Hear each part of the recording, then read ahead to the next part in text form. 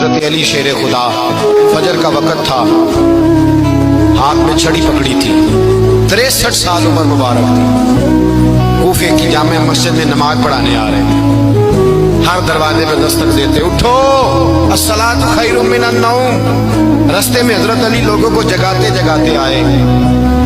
جب مسجد کوفہ میں پہنچے تو ایک بدبخت خنجر چھپائے کھڑا تھا، اس نے حضرت علی رضی اللہ تعالیٰ عنہ کو خنجر مارا، وہ دوستانہ جو 10 سال کی عمر میں شروع ہوا تھا۔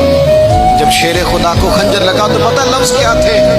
فزت برب الکعبہ، لوگوں رب کعبہ کی قسم میں کامیاب ہو گیا، میری زندگی دین کے کام آ، میں کامیاب ہو گیا۔ حضرت علی کی داڑھی ساری لہو سے بھر گئی۔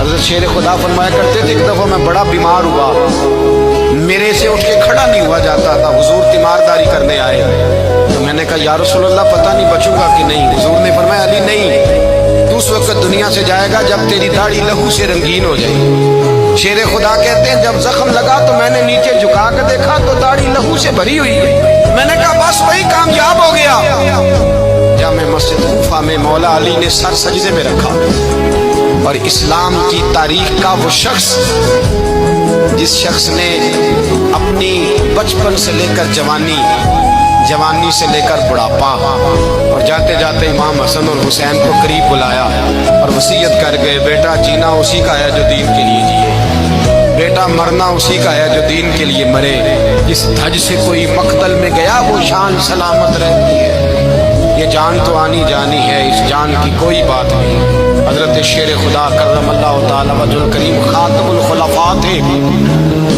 ان پر خلافت اسلامیہ ختم ہوئی۔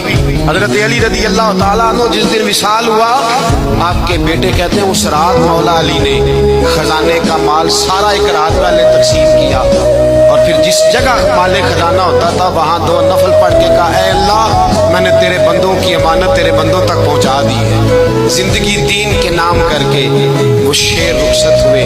21 رمضان المبارک کی شام ڈھلی تو حضرت علی المرتضیٰ شیر خدا رخصت ہوئے۔